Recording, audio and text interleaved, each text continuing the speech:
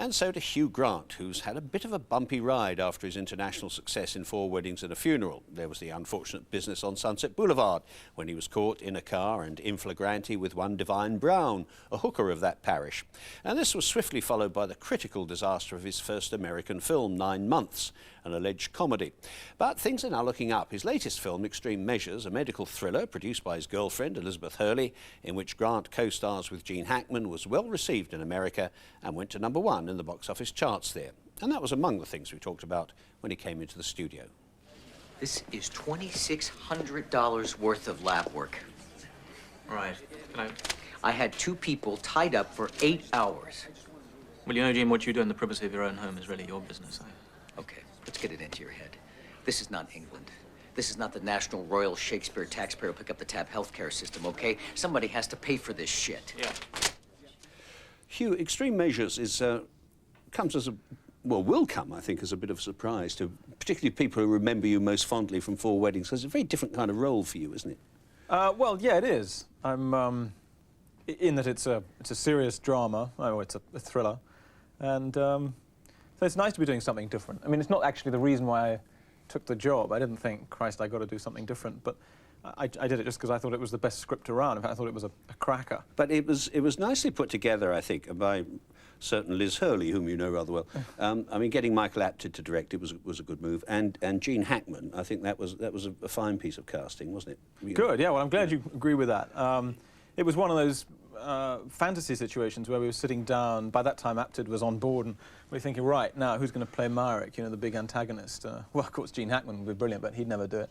And then someone said, well, you know, send it to him. And we did, and miraculously, he wanted to do it. So it was a great euphoria. Of course, then the terror sets in, because you realise you've actually got to act with them. Yeah, well, yes, because he's not bad, is he, Hackman? He's all right, yeah, he's fine. I give him a few tips. You know Dr. Judith Grzinski?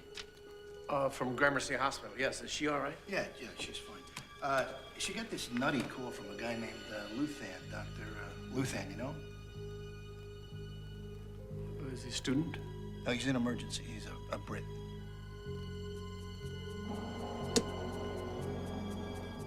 You said you read an awful lot of scripts, and I can well believe that.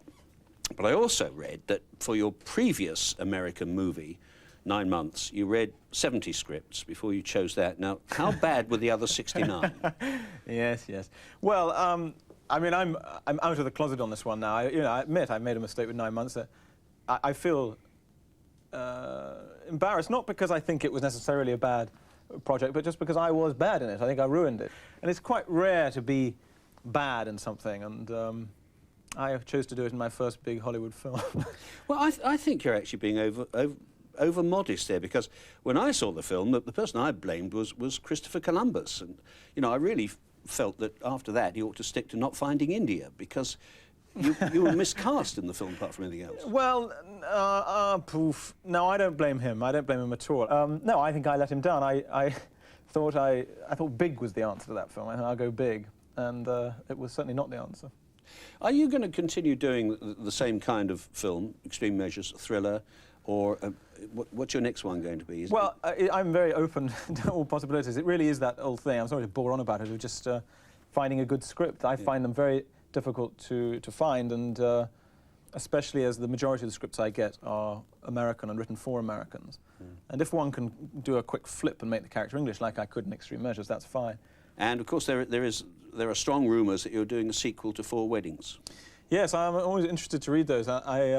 I mean, Richard's been writing that script since Four Weddings. In fact, even before Four Weddings, and I haven't seen it yet. He's very, very secretive, so I can't really tell you very much about it.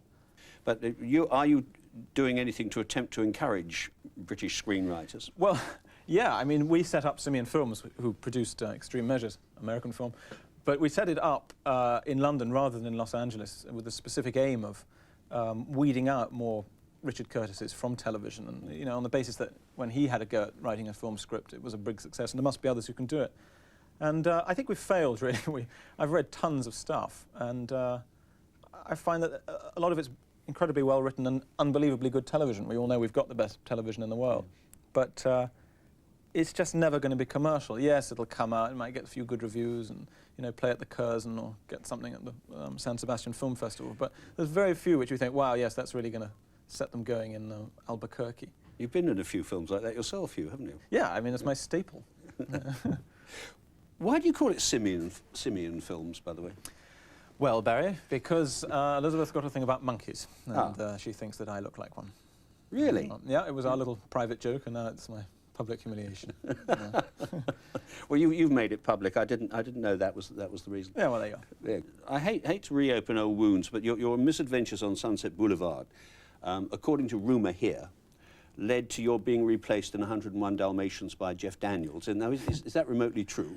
Actually, it's the reverse is true. I was offered 101 Dalmatians just after that. Oh, were you? Yeah, so I think that's not quite the case. That's not quite the case. So, in other words, Sunset Boulevard and the happenings there have not adversely affected your career at all in America? No, fortunately. Yeah. Here?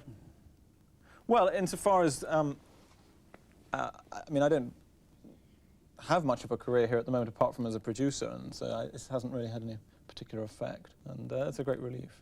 But I don't know. I'm not crazy to be a workaholic all the time. Doing this film was unbelievably hard work. My hair fell out, and I'm quite happy to just take it easy for. It seems to have grown back rather. It did. Unless yes, that's an Irish you're wearing there. No, it grew back. Yeah. Well, let's hope the next one doesn't cause you that much agony. Well, thanks. I look forward to seeing it too. Yeah, thanks, Brian. Thank you. I'll be reviewing Extreme Measures next week.